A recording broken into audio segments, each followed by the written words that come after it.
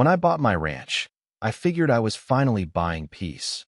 Real peace, the kind you earn after years of putting up with busybody neighbors and their endless opinions on your yard, your vehicles, your life. 20 acres of open Texas grass, a sturdy steel gate, no sidewalks, no HOA, just me, my family, and a patch of land I could finally call my own. I used to look at that view and think, this is freedom. But let me tell you, freedom out here has a funny way of attracting trouble. Yeah, that happened. So picture this. One afternoon, I'm out back stringing fence wire, and my wife comes out holding a crisp white envelope, all official looking with a gold seal. Ravenwood Property Management Association. I could feel my blood pressure rising just from the name. There wasn't a single HOA for 20 miles, and everyone knew it. Still, this letter said I'd violated some rule about fence lines obstructing community patrol visibility and demanded an inspection. I actually laughed. My wife didn't. They have our address, Michael. How did they even get that?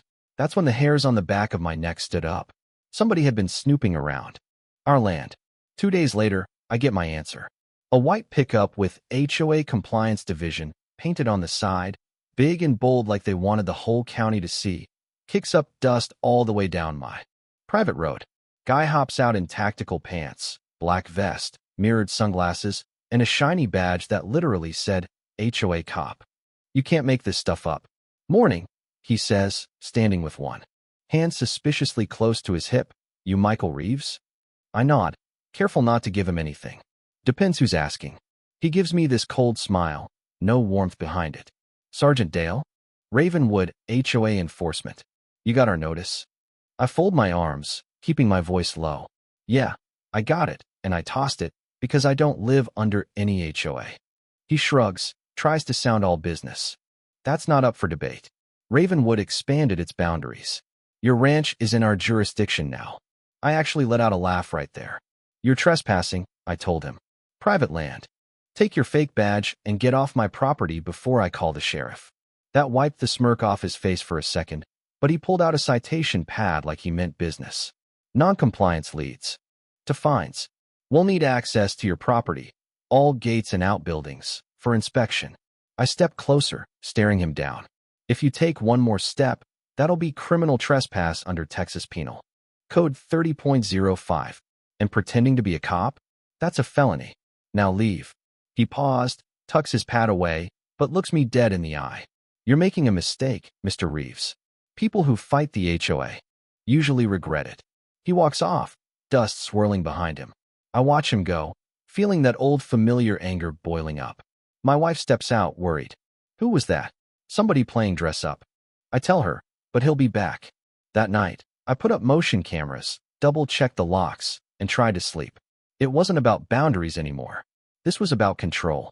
And I wasn't about to let anyone threaten my family. The next Saturday, the sun is beating down, dry and bright, perfect for working outside. I'm by the barn-tightening fence wire when I hear my wife yelling this sharp, panicked shout that freezes me in place. I drop everything and bolt toward the house. There, inside my fence, stand two men, boots sinking in my grass like they own the place. One's got a vest that says HOA Cop. The other's got a cheap badge and a sidearm. I shout, step back. This is private property. The tall one, clean-shaven and smug, calls out. We told you, Mr. Reeves, you're violating HOA Regulation 9B, unauthorized fencing. I feel my jaw clench. You're not cops. You're trespassing, and that's a crime in this state. My wife grabs our kids and locks the door. The other guy, built like a linebacker, mutters, some folks need to learn how enforcement works. I keep my voice steady, but there's ice in it. You've got 10 seconds to get back over that fence before I call the sheriff. That's when the tall one spits in the dirt and says, we don't answer to your sheriff. We answer to the HOA president. Then he points at my wife, standing on the porch with our kids, and sneers, maybe she needs to understand we don't bluff. That's when the line snapped inside me. He starts walking toward my house, hand on his holster, and I realize there's no more room for words. I draw my revolver and yell, last warning, leave. They hesitate, just for a breath. Then the tall guy whips his hand toward his weapon, and everything slows down. Instinct takes over. I fire, one to the chest, one to the arm. He crumples, badge bouncing in the dirt. The other guy freezes, face drained of all color. Drop it and leave. I war. He throws down his fake badge, stumbles over the fence, and tears off in the truck, tires squealing. My wife is out now, shaking, holding the kids. My hands are steady as I dial 911. But my heart is pounding like a drum. This is Michael Reeves. Man down, armed trespasser claiming to be HOA enforcement. Send deputies, now.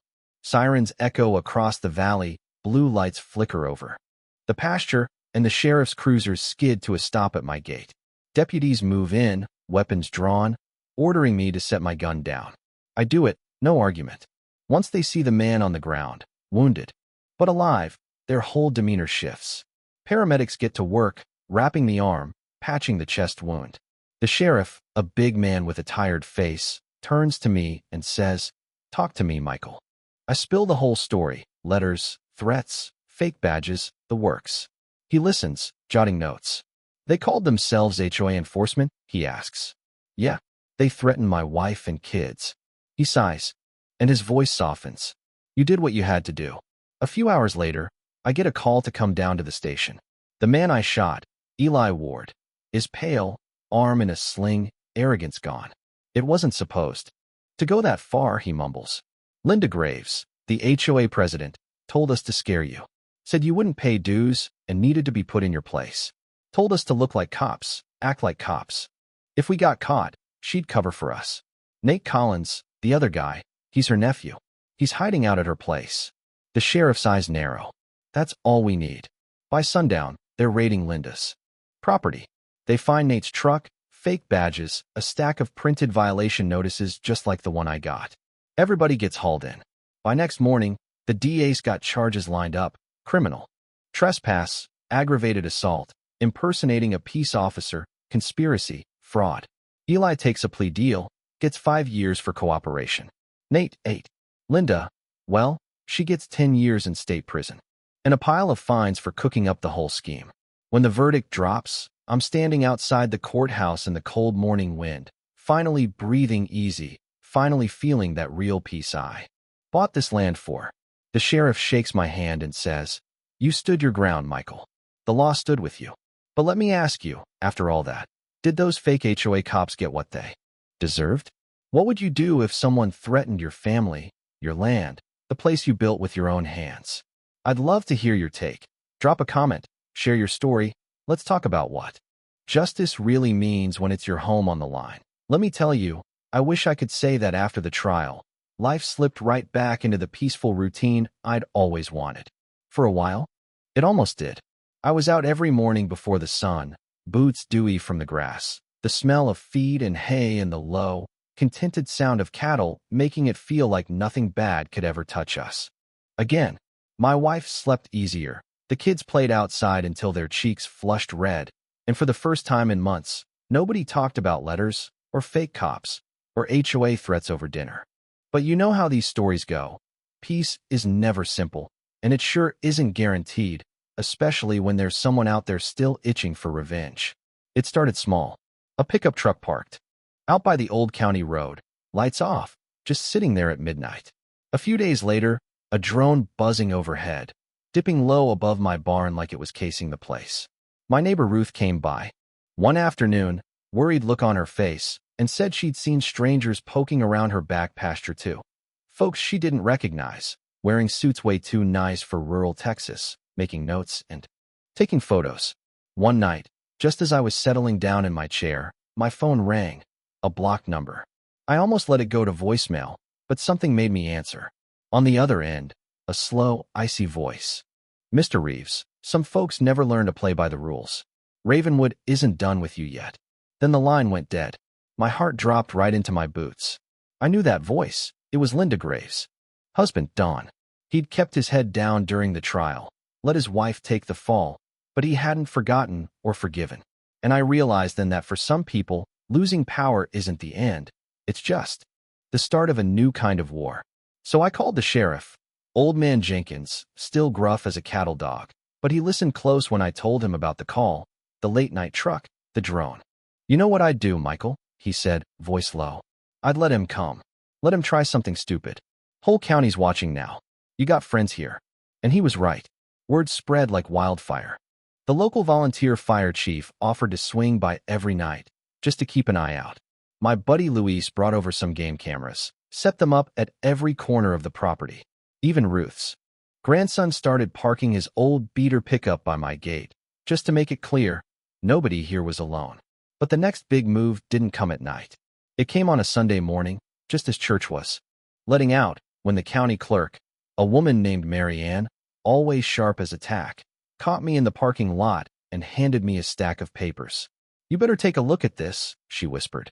It was a new lawsuit filed by the Ravenwood Association's legal team, demanding damages for defamation, unlawful violence, and disruption of community order. They were suing me for standing my ground, for defending my family, for daring to call their bluff. My lawyer, old Frank, nearly laughed himself out of his chair when he read it. "They're banking on fear, Michael. They want you to settle, to apologize, to back down. That's what bullies do." But I was done being bullied. I decided I'd fight them in court just like I fought them at my fence line, with everything I had. No matter how long it took. The trial dragged on for months. They threw everything they had at me. Private investigators digging into my family, reporters hounding my kids, legal threats piling up so high my wife started keeping a bottle of bourbon in the pantry just to take the edge off. But we stood our ground. I showed every photo, every threatening letter, every phony violation. Ruth, Luis. Half the county showed up in court to testify what really happened, how this wasn't about fences or dues or neighborhood pride, but about people who think power is a weapon, and that ordinary folks like us won't fight back. And you know what? When the verdict finally came in, it was even sweeter than the first. The judge tossed their case out with prejudice, said they'd abused the courts, lied under oath, and tried to turn the law into a cudgel for their own petty war. The Ravenwood Association was slapped with sanctions, their legal team fined, and the Graves family finally barred from any leadership in the county permanently. There was cheering outside the courthouse that day, folks honking horns, somebody even brought pie. My wife cried, my kids hugged me so hard I thought I'd never catch my breath again. For the first time, I truly believed the fight was over. But here's the thing. Peace, real peace, it's something you have to protect every single day. Out here, you learn that standing your ground means more than just keeping your land safe. It means showing up for your neighbors, fighting for your community, and never letting fear decide what kind of life you're allowed to live. So I ask you, was it worth it? Would you have fought back? Or is there a price for peace that's just too high? Drop your thoughts below. Tell me where you stand. And if you've ever stared down the kind of trouble that makes you question everything, because I promise, there's always more to the story, and sometimes standing together is the only way any of us ever win.